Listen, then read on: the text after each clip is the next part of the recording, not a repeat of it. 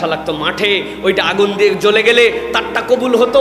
আল্লাহ আমাদের এরকম কিছুই করলেন না, উন্মুক্ত করে দিলেন। আল্লাহ অন্তরের উপর কবুল করে নেবেন। আল্লাহ আমি স্মারকে ধারাবাহিকতায় ইমানের ওই পরীক্ষা তোমার জন্য দিলাম, আমারটাও তুমি কবুল করে নাও। এটা হচ্ছে ইমানের স্মারকের পরীক্ষার কুরবানি। সুবহানাল্লাহ। এইগুলো যদি বুঝেন তাহলে এইটাও একটু বুঝেন, নফসের কুরবানি। আমার নফস যা চাই তা দিলে হবে না। আপনার এই কুরবানি অহংকারের কুরবানি, আল্লাহর কাছে অহংকারের পশুর কুরবানি হয় না। আপনার এই কুরবানি হারামের কুরবানি, আল্লাহর কাছে কবুল হয় না। আপনার এটা গুনাহের উপরে কুরবানি, কবুল হয় না। তাহলে আমি গুনাহমুক্ত জীবন চাই কি না?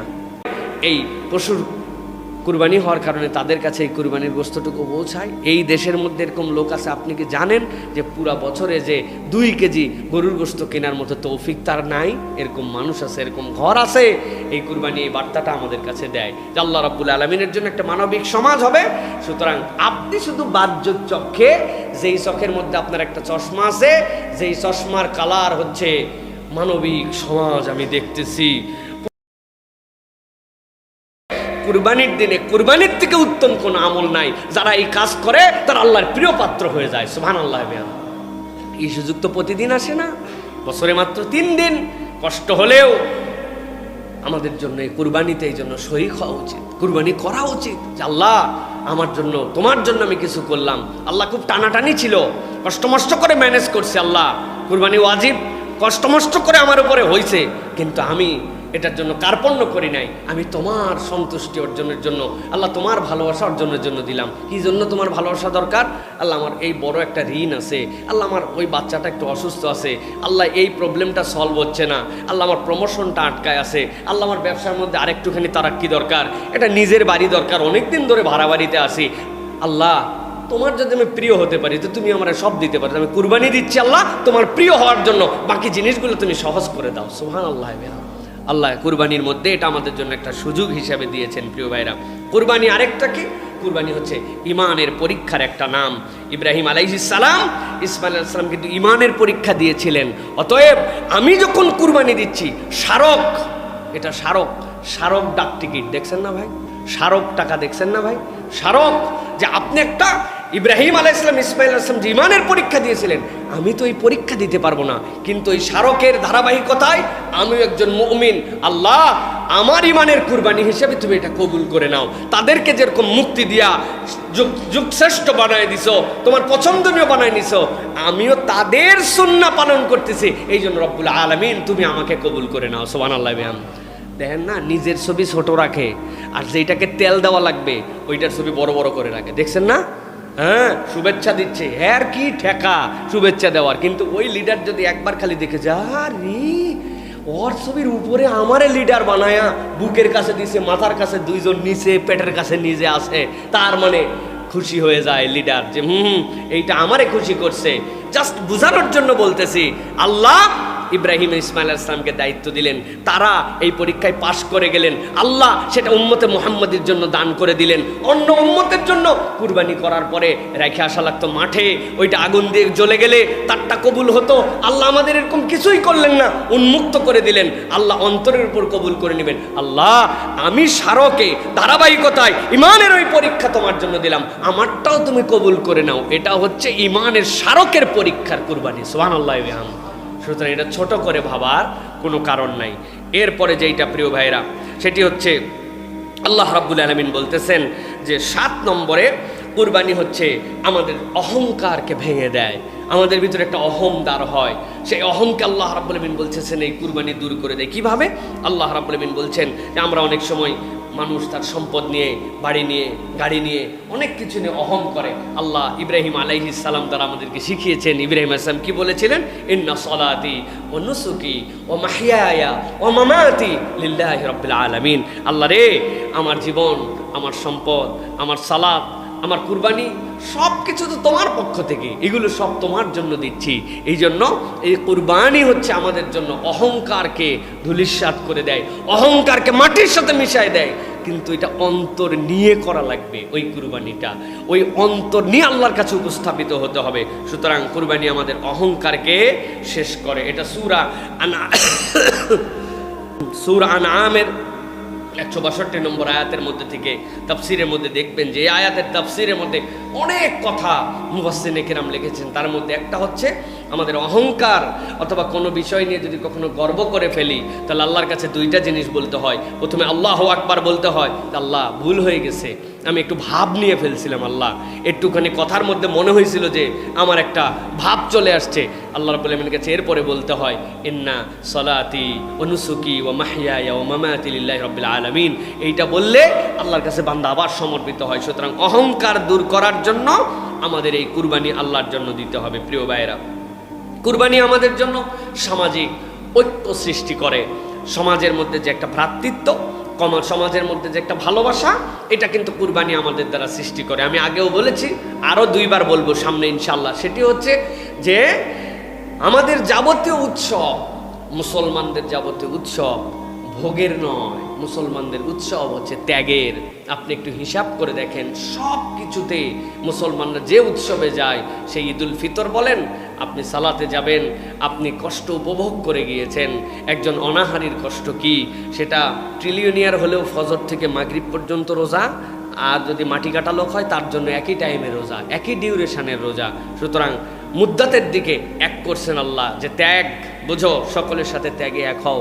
তোমার অনেক টাকা আছে, সে ঈদে যায়, আরেকজনের টাকা পয়সা নাই, আল্লাহ বলছেন তুমি দিয়ে যাও, তোমার রোজার কাফারা আদায় করে যাও, সাদাকাতুল ফিতর দাও, আগে ত্যাগ করো, তারপরে তুমি কুরবানি করছো, কুরবানি আল্লাহ রাব্বুল আলামিন বলছেন তুমি এইটা হচ্ছে মানুষকে দাও, পরিবারকে দাও, আশপাশে আত্মীয় স্বজনের মধ্যে দাও। সুতরাং একাই খাবে এরকম না, এটা মানুষের জন্য দাও। পশুর চামড়াটা যদি বেচে দাও, এটা তোমার ভাগ নাই, এটা এতিম, মিসকিন, অনাথ, দুস্থ, তাদের জন্য এই চামড়ার অংশ তোমরা দান করে দাও। এই যে আল্লাহ রাব্বুল আলামিনের যত বিধান, ইসলামের যত বিধান, ইসলাম ভোগ শিখায় নাই, ইসলাম শিখাইছে আগে ত্যাগ। এই ত্যাগের মধ্যেই যে মহিমা, আল্লাহ রাব্বুল আলামিন বলতেছেন এটা হচ্ছে কুরবানি সামাজিক একটা ঐক্য সৃষ্টি করে, ভালোবাসা সৃষ্টি করে, একজন আরেকজনের খবর নিতে শেখায়। রাসূলুল্লাহ সাল্লাল্লাহু আলাইহি ওয়াসাল্লাম বুখারী মুসলিমের হাদিসের মধ্যে বলছেন, কে না জানে আল মুমিনু লিল মুমিনি কাল বুনিয়ান ইয়াশুদ্দু বা'দুহু বা'দা, এক অংশ আরেক অংশকে শক্তিশালী করে। এরা সবাই হচ্ছে একটা দেয়ালের মতো, যখন প্রত্যেকটা এর অংশগুলো মজবুত হয়, সবাই মিলে মজবুত হয়। সুতরাং মুমিনের প্রতি একটা ভালোবাসা থাকবে, তার জন্য দরদ থাকবে। আমার মনে হয়েছে যে আমি একটা পশু, আল্লাহ যা টাকা পয়সা দিয়েছেন 50-60 হাজার টাকায় দিতে পারি, কিন্তু না, এটা বড় দেই তো আল্লাহ রাব্বুল আলামিনের জন্য। কেন? আমি তো আমার খাওয়ার জন্য না, যে আমার দ্বারা বেশি মানুষ বেনিফিটেড হবে, আল্লাহ দেওয়ার তৌফিক দান করছেন। দিলাম, একটা পশু কুরবানি দিছি, এটা পুরাটাই দান খয়রাত করে দিছি, যা আর একটা খাইছি, নিজের বাসার জন্য রাখছি, আল্লাহ আমারে তৌফিক দিছেন। কি হবে এই টাকা পয়সা নিয়ে? আমি কবরে যাব নাকি? মরলে তো সকলের জন্যই এক। ওই যে বাংলাদেশ থেকে 4.5 কোটি টাকা নিয়ে, নাম বলে দিলেই চিনে ফেলবেন, এখন শিকদার গ্রুপের মালিক, বাংলাদেশ থেকে পালাই গেছিল, বহুত বড় বড় রিসোর্ট বানায় গেছে, হ্যান বানায় গেছে, ত্যান বানায় গেছে, সিস্টেম করে যেই টাকা তার পাওয়ার কথা নয় সেই টাকা সে ম্যানেজ করে নিছে। ব্যাংকের ম্যানেজারকে 100 কোটি দিছে, স্থানীয় লিডারকে আরো মারছে, মাইরে নিজে মানি লন্ডারিং করে, সিস্টেম করে, কি বলে এটাকে, মানির যে সিস্টেম মানে তার প্রক্রিয়া, ভুয়া কাগজপত্র দেখা দেশ থেকে চলে গেছিল, মরে গেছে কয়েকদিন আগে। যাওয়ার জায়গা ওইটুকুই, ওই জায়গার থেকে যাওয়ার থেকে ঠেকাতে পারে নাই, ধোকা দিয়ে গেছে, বোঝা চাপাই নিয়ে চলে গেছে। এই জন্য প্রিয় ভাইরা, টাকা পয়সা যায় না কবরে, কিচ্ছু যায় না। নবী করিম সাল্লাল্লাহু আলাইহি ওয়াসাল্লাম বলছেন, যা তুমি খেয়ে গেলা, আর যা তুমি পরে গেলা, আর যা তুমি দান করে গেলে, এইটুকুই তোমার সাথে গেছে। তুমি মনে করছো যা যা খরচ হয়েছে ওইটুকু মনে খরচ হয়েছে, আসলে খরচগুলাই রয়ে গেছে, আর যে রেখে দিছো ওইগুলো সবগুলা বাতিল, তোমার আর কোনো কাজে লাগবে কি লাগবে না আল্লাহ কেবল জানেন। এই জন্য প্রিয় ভাইরা, কুঞ্জুসিপনা, টাকা পয়সা খালি গোনা, এটাকে হিসাব করা, অতিরিক্ত এটা নিয়ে ভাবনা করা, এটা হচ্ছে বোকামি। আল্লাহ রাব্বুল আলামিন বলছেন যে তোমরা আল্লাহর দেওয়া দানগুলা করো, আল্লাহ রাব্বুল আলামিন তোমাকে বৃদ্ধি করবেন। কেমন করে রে ভাই? ড্রেন যদি আটকায় যায়, সামনে থেকে আর যায় না, তো পিছনে তো আর জায়গা নাই, আপনার চ্যানেল খুলে দিলে না এরকম করে সার্কেল আসবে আল্লাহ রাব্বুল আলামিনের পক্ষ থেকে। আমরা অনেকেই টাকা পয়সা গুনে এমন কুঞ্জুস, হাত ছোটে না, বড় হয় না, দিতে মন চায় না, খালি গুনে মনে করছি। না রে ভাই, খরচ করেন আল্লাহর জন্য, আল্লাহ রাব্বুল আলামিন আপনাকে আরো দিবেন ইনশাআল্লাহ। এটা আল্লাহ রাব্বুল আলামিনের শর্ত। আল্লাহ বলতেছেন এই শিক্ষাটাই কুরবানি আমাদেরকে শেখায় প্রিয় ভাইয়েরা। এরপরে সেটি হচ্ছে কুরবানি আমাদেরকে দুনিয়ার মোহ থেকে মুক্ত করে। দুনিয়ার যে মোহ, এটা আল্লাহ রাব্বুল আলামিন এই যে আল্লাহু আকবারের বরত্বে একটা পশুকে কুরবানি করতে শেখান, এটার সাথে অন্তরের একটা রিফ্লেকশন আছে। আমি সবসময় বুঝি না, সব কিছু আমি বুঝি না, কিন্তু সব কিছু বোঝাও আমার দ্বারা জরুরি না। কাজ কিন্তু কাজের মতো হয়ে যায়। আপনি আপনার ফোনের মধ্যে নিয়েছেন, একজনের কাছে কল করবেন, আপনার ফোন কিনছেন 30,000 টাকা দিয়া, সিম আপনার, টাকা আপনার, ফোনও আপনার। ফোন কি আপনার না আমার? 30,000 টাকা কেনার পরে বললেন না যে কথা, ফোন আপনার না, কিনছেন আপনি। এখন আপনি বলতেছেন আমার ফোন, অতএব সবুজে চাপ দিয়েই কল দেওয়া লাগবে প্রত্যেক দিন, এর তো কোনো কারণ নাই। আমার ফোন, আমার টাকা, আমার স্টাইল, আমি লাল বাটনে চাপ দিয়ে কল ঢুকাবো। ভাই আমার জিনিস তো ভাই, আমি লাল বাটনে চাপ দেই আর যে বাটনে চাপ দেয় তোর কি? আমার যেমন চাই চাপ দিব না ভাই, ওর ভিতরে একটা সফটওয়্যার আছে, আপনি জানেন না, এটা আমার জানারও প্রয়োজন নাই। আপনি চাপ দিয়ে মনে করছেন সবুজ খালি দিলেই হলো, একটা প্রোগ্রাম সেট করা আছে। আমি বুঝি না কিন্তু চাপ কিন্তু দিচ্ছে ওই জায়গায়, প্রোগ্রামের মতো কাজ করতেছে কি না?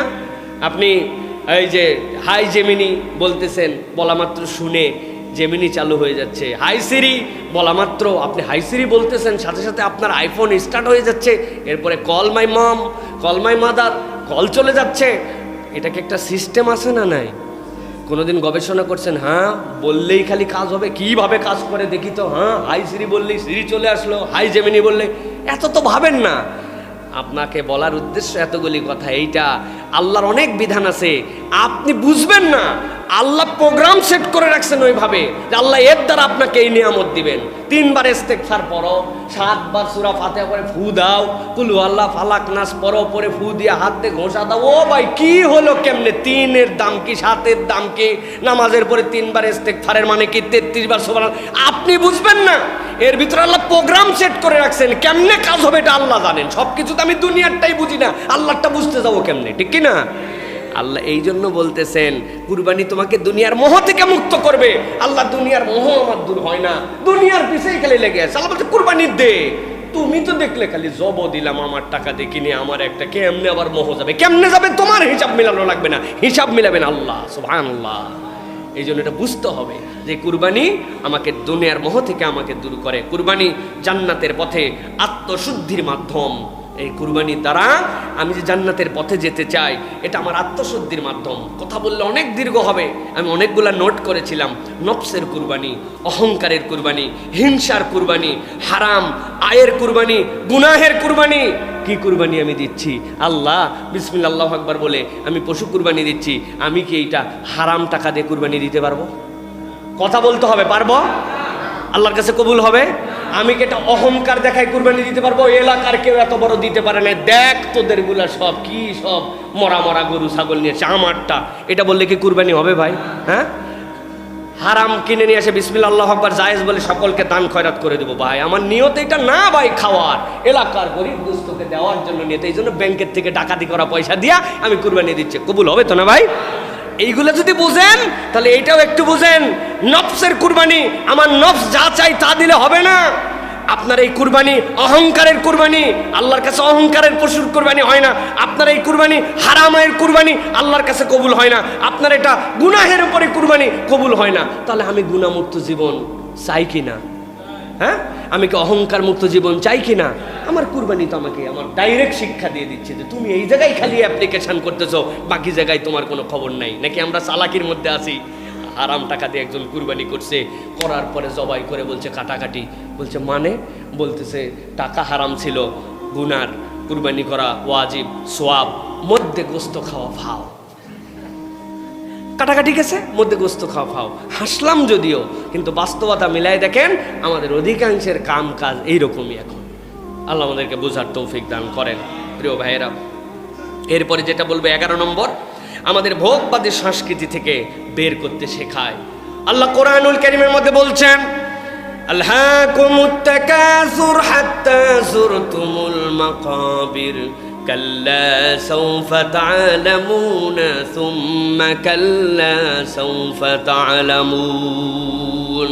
ও দুনিয়ার মানুষ, প্রাচুর্যের যে তোমাদের আল্লাহ রাব্বুল আলামিন তোমাদের যে প্রতিযোগিতা করার মানসিকতা তোমাদের অন্তরের মধ্যে ঢুকায় দিয়েছেন, আল্লাহ বলছেন এই প্রাচুর্যের প্রতিযোগিতা তোমাদেরকে গাফেল বানায় ফেলছে। তোমাদেরকে দুনিয়ায় এই মোহ ততক্ষণ পর্যন্ত শেষ হবে না, হাত্তা যুরতুমুল মাকাবির, কবরে পৌঁছানোর পরে তুমি বুঝতে পারবা যে দুনিয়ার বুকে আমি যে জীবনযাপন করেছিলাম, দুনিয়ার বুকে আমি যে ভোগবাদী জিন্দেগি যাপন করেছিলাম, এইটা আসলে আল্লাহ রাব্বুল আমিনের কাছে আমাকে কিছুই দিতে পারে নাই। আল্লাহ রাব্বুল আমিন এই জন্য বলছেন এই ভোগবাদী সংস্কৃতি থেকে, সম্পদের মোহ তোমার অন্তরকে গাফেল করা থেকে যদি আল্লাহর কাছে তুমি নতুন করে পরিবর্তিত মানুষ হতে যাও, তাহলে আল্লাহ রাব্বুল আমিন তোমাকে দেখাচ্ছেন যেই পশু তুমি কুরবানি দাও এই পশু তুমি বড় করো নাই, এই পশুর প্রকৃত মালিকও তুমি না। তুমি যে সম্পদ বলতেছো আমার সম্পদ, এই সম্পদ তোমার ব্রেনে যদি ছোট্ট একটু প্রবলেম থাকতো, পাবনায় মানসিক হাসপাতালে যায় টিকটকের আইটেম হওয়া লাগতো, কিন্তু আমার দ্বারা আর কিচ্ছু করার ছিল না। সুতরাং যেই ব্রেন আমি খাটাইছি মনে করলাম, যেই বিবেক খাটাই আমি কামাই করছি মনে করলাম, যেই জমি আমি মনে করলাম আমার, ওই জমির মালিকও আমি নই। আল্লাহ বলছেন আমার দেওয়া সম্পদ থেকে, আমার দেওয়া পশু থেকে, আমার অনুগত পশু থেকে তুমি যেরকম কুরবানি করলা আল্লাহর জন্য, এটা তোমাকে শিক্ষা দেয় যে তোমার ভোগ করো যেটা আল্লাহর হুকুমের মধ্যে থেকে নিজে নিজে ভোগবাদী হয়ে যেও না। আধুনিক দুনিয়ার সিস্টেম হচ্ছে আমার কামাই, আমার ভোগ, আমার চলাফেরা। মুসলমানের সংস্কৃতি কখনো এইটা নয়, বরং পাশ্চাত্য সংস্কৃতি আমাদের মধ্যেই রিফ্লেকশন দেয়, আমাদের সমাজকেও সেরকম ভোগবাদী বানাতে চায়, ঠিক কিনা? তারাও আমাদেরকে ভোগবাদী বানিয়ে দিতে চায়। আমি আমেরিকায় একবার ছিলাম, নিউ ইয়র্কের ম্যানহাটনে সম্ভবত এক রেস্টুরেন্টে, ইন্ডিয়ান কাবাব রেস্টুরেন্ট, সেই দোকানে খেতে বসছি। বসার পরে দেখলাম একটা ব্ল্যাক কাপল, বয়স্ক কালো মানুষ, তারাও আমেরিকায় অনেক আছেন। আসার পরে তারা খাওয়া দাওয়া করলো। খাওয়া দাওয়া করার পরে যার দোকানে বসেছে এমনই আমাদের খুব পরিচিত বন্ধু মানুষ, তো খাওয়ার পরে বিল দিল দুইজন। তো এই যে টাকা তো ওদের দেশে ক্যাশলেস বলা চলে, একবারে পুরাটাই কার্ডে পেমেন্ট হয়। একসাথে খাইলো, একসাথে আসলো, একসাথে বেরোয় গেল, কিন্তু দুইজন দুই কার্ড থেকে দিল। তা আমি কাকতালীয় ভাবে ওনাদেরকে জিজ্ঞাসা করলাম, ভাই একজনের মনে ব্যালেন্স ফুরাই গেছে জন্য কত আন্তরিকতা না, আরেকজন ব্যালেন্স দিয়ে দিল। বলে হারে রাখেন, কিসের আন্তরিকতা, এরা দুইজন হাজব্যান্ড ওয়াইফ, কিন্তু খাইছে, খাওয়ার পরে একসাথে খাইয়ে যার যার বিল সে দিছে।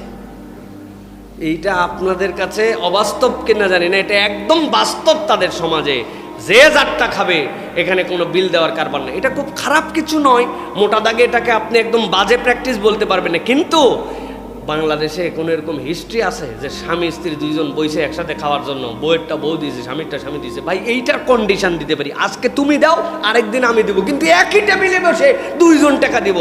এটা কেন? এটা ভোগবাদী সংস্কৃতির অংশ। আমার কামাই আমার উপভোগ, তোমারটা তোমার ভাই, তোমারটা হুদা মিশে আমি ঝামেলা নিতে যাব কেন? এটা ইসলামিক কালচার নয়, মুমিনদের নেচার এইটা নয়। মুমিনরা এটাকে ভিন্ন রকম একটা নেচার হিসাবে নিয়েছে। মুমিন জানে আরেক ভাইকে খাওয়ানোর মধ্যে তৃপ্তি কি, আরেক ভাইয়ের জন্য ত্যাগ করার তৃপ্তি কি। এখন আধুনিক সভ্যতা আমাদের সেখান থেকে বের করে আমাদেরকেও জানোয়ার বানানোর প্রতিযোগিতায় নিয়েছে, ঠিক কিনা? আমি কিছুদিন আগে এক ওয়াজ করছিলাম যে ভাই ভাইকে খাওয়ান, চায়ের বিল সব সময় দিতে পারবেন না, সুযোগ পাবেন না, আপনার জন্য সুযোগ থাকবে না, আপনি দিয়ে দেন চায়ের বিলটা, আপনি খুশি হন। তো পোলাপান একজন আমার লিঙ্ক পাঠাইছে যে হুজুর আপনার এই ওয়াজ তো সেই রকম মানুষের কাছে গেছে, কিন্তু কমেন্টগুলো পড়ে দেখেন। তা আমার হাতে সময় নাই, তারপরে কমেন্ট করে একজন বলছে হুজুর এরা খালি চাই খেতে চায় না, খাওয়ার পর বিড়ি খেতে যায়, এই পয়সা দেওয়া যাবে কিনা? চিন্তা করছেন কেইসে তেন্দরের তেন্দর আমাদের লোকজন। প্রিয় ভাইয়েরা, তাহলে কুরবানি আমাদেরকে ভোগবাদী সংস্কৃতির থেকে বের করার জন্য আমাদেরকে নিয়ে আসে। দুনিয়ার সম্পদ চিরস্থায়ী নয়, আল্লাহর সন্তুষ্টির জন্য ব্যয় চিরস্থায়ী। এই লাইনটা মনে রেখে দিয়েন, দুনিয়ার সম্পদ চিরস্থায়ী নয়, আল্লাহর সন্তুষ্টির জন্য ব্যয়কৃত সম্পদটাই চিরস্থায়ী আমাদের জন্য। সুবহানাল্লাহ, ওটা একদম জান্নাতে ঢোকা পর্যন্ত আল্লাহ রাব্বুল আলামিনের কাছে যাবে। যাওয়ার পরে আল্লাহ দেখাবেন যে এই বান্দার আল্লাহর জন্য কাজ করার জন্য জান্নাতের মর্যাদা এত উপরে উঠাই দিয়েছেন আল্লাহ সুবহানাহু ওয়া তাআলা। এরপরে 12 নম্বর যেটা বলবো সেটা হচ্ছে আল্লাহর জন্য ত্যাগ, এর বাস্তব প্রশিক্ষণ। আল্লাহর জন্য ত্যাগ করছি, বাস্তব প্রশিক্ষণ কি? আমাদের জন্য বাস্তব সেরকম কোনো প্রশিক্ষণ নাই। আল্লাহর ত্যাগের বাস্তব প্রশিক্ষণের নাম, ইমপ্লিমেন্টেশনের নাম হচ্ছে আপনার আমার জন্য কুরবানি। এই জন্য আল্লাহ রাব্বুল আলামিন রাসূলুল্লাহ সাল্লাল্লাহু আলাইহি সাল্লামকে দিয়ে বলেছেন, সূরা আলে ইমরানের ভিতর আল্লাহ এই বিষয়ে বিস্তারিত বলেছেন 92 নম্বর আয়াতের থেকে, লান তানালুল বিররা হাত্তা তুনফিকু মিম্মা তুহিব্বুন, তোমরা পূর্ণ নেকি ততক্ষণ পর্যন্ত অর্জন করতে পারবে না যতক্ষণ না তোমাদের প্রিয় বস্তুটি আল্লাহর পথে তোমরা ব্যয় করো। এই যে এইটার যে আমার কুরবানি, আমার খরচ, এটার জন্য আয়োজন, এটার জন্য আল্লাহর জন্য একটা আমি উপস্থাপন করতেছি, সুতরাং বাস্তবিকই আমি আল্লাহর জন্য ত্যাগ করছি। এই ত্যাগের মানসিকতাটা কুরবানি আমাদের জন্য শিক্ষা দেয়। সর্বশেষ যেটা বলবো প্রিয় ভাইয়েরা, সেটি হচ্ছে যে আমাদের কুরবানি আমাদের জন্য একটা মানবিক সমাজ গঠন করার ক্ষেত্রে আমাদের জন্য বিরাট বড় ভূমিকা পালন করে। আল্লাহ রাব্বুল আলামিন কুরআনুল কারীমের মধ্যে সূরা হাশরের এই আয়াতের উপর আপনাদের কাছে আমার তাফসীর করা আছে, ওয়ায়ুসিরুনা আলা আনফুসিহিম ওয়ালাউ কানা বিহিম খাসাসা। সেই সাহাবী, যেই সাহাবী তার 2টা বাচ্চাকে অভুক্ত রেখেছিলেন, সেই সাহাবী যিনি স্ত্রীকে সেই রাত্রে অভুক্ত ছিলেন, সেই সাহাবী যিনি রাত্রে খেয়ে খান নাই, প্রত্যেকের বুক ভর্তি ক্ষুধা ছিল, কিন্তু সন্তানের 2 জনের খাদ্য দিয়ে 2 জন মেহমানকে মেহমানদারি করেছিলেন। আল্লাহ রাব্বুল আলামিন ফজরের আগে জিবরাইল আমিনকে নামায়া রাসূলুল্লাহ সাল্লাল্লাহু আলাইহি ওয়াসাল্লামকে জানিয়েছিলেন, এই সাহাবী দয়ের কাজ, একজন স্বামী স্ত্রীর কাজ আল্লাহ রাব্বুল আলামিনকে রাত্রেবেলা তাদের এই অভ্যন্তরীণ কাজ আল্লাহকে হাসাইছে যে পেটে ক্ষুধা কিন্তু অপরের জন্য কি স্যাক্রিফাইস করেছে। সুতরাং এই যে স্যাক্রিফাইস আল্লাহ রাব্বুল আলামিন বলেছেন ওয়ালাউ কানা বিহিম খাসাসা, মনের মধ্যে যদিও চাহিদা ছিল কিন্তু তারা নিজের চাহিদাকে উপেক্ষা করে অন্যকে প্রায়োরিটি দিয়েছে। এই প্রায়োরিটিটা কে শেখায়? মানবিক সমাজ বানাতে শেখায়। কুরবানি এই মানবিক সমাজের ভূমিকাটা আপনার আমার জন্য দেয়। প্রিয় ভাইরা, আমি একাই খাবো না, আমি আমার আশপাশ দিয়ে দেখব।